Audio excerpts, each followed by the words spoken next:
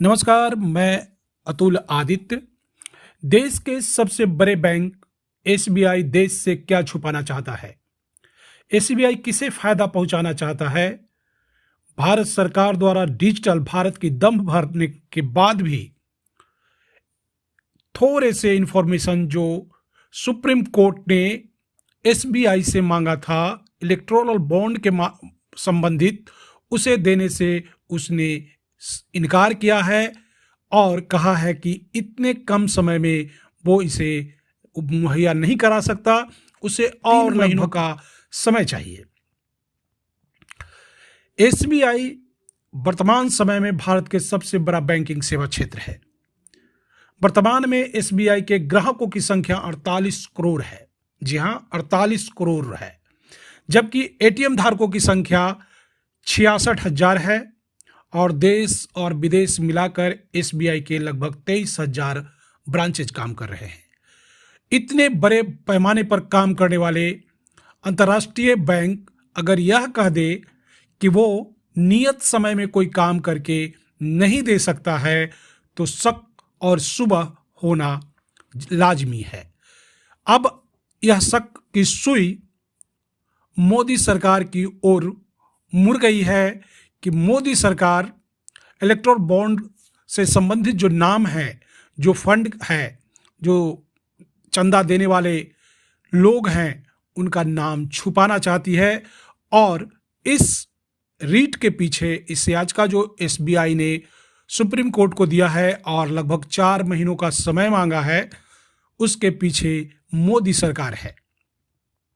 विपक्षियों ने अब इस पर सवाल उठाना शुरू कर दिया है कि क्यों एसबीआई यह जो सूचना है देने से बचना चाह रही है, वो किसे फायदा पहुंचाना चाह रही है, क्यों छुपाना चाह रही है चीजों को, क्यों वो पारदर्शिता लाना नहीं चाह रही है, जबकि सभी पार्टियां पारदर्शी होने का दम भरती है। लेकिन यह अब जो गेंद है सुप्रीम कोर्ट के पाले में चला गया है। सुप्रीम कोर्ट अब क्या फैसला देता है, इस पर ही अब सबकी निगाहें लगी है, क्योंकि इसके पूर्व भी जो 14 फरवरी को आदेश आया था, वो सुप्रीम कोर्ट का ही आदेश था कि 6 मार्च तक एसबीआई इलेक्टोरल बॉन्ड से संबंधित सारे दस्तावेज जो है चुनाव आयोग को सौंप दे और चुनाव आयोग इसका खुलासा अपने वेबसाइट के माध्यम से करे।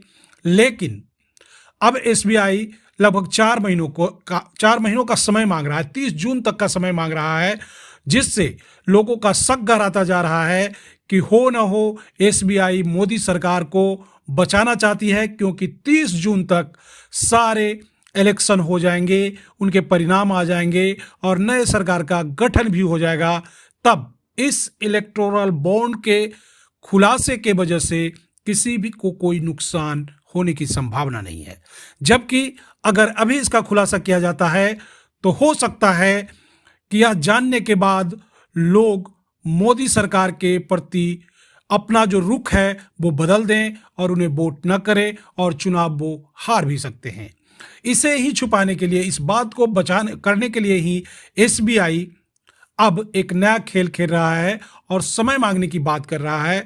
और यह समय अगर मिलता है तो यह देश के नागरिकों के साथ धोखा होगा, यह उसके सूचना के अधिकार के साथ आर्टिकल 19A का भी हनन होगा, क्योंकि जो भी सूचनाएं थी वो जनता को मिलनी चाहिए थी। और सुप्रीम कोर्ट ने भी इस पे मुहर लगाया है कि जनता को इलेक्टोरल बॉन्ड से संबंधित सूचना भी प्राप्त होनी चाहिए। लेकिन एसबीआई के इस रवैये से लगता है कि पारदर्शी रूप से चुनाव करवाना कितना कठिन काम होता जा रहा है।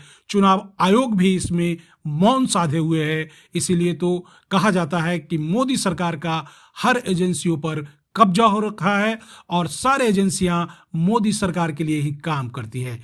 अब एकमात्र सहारा सुप्रीम कोर्ट है। देखते हैं सुप्रीम कोर्ट इस पे क्या फैसला देता है।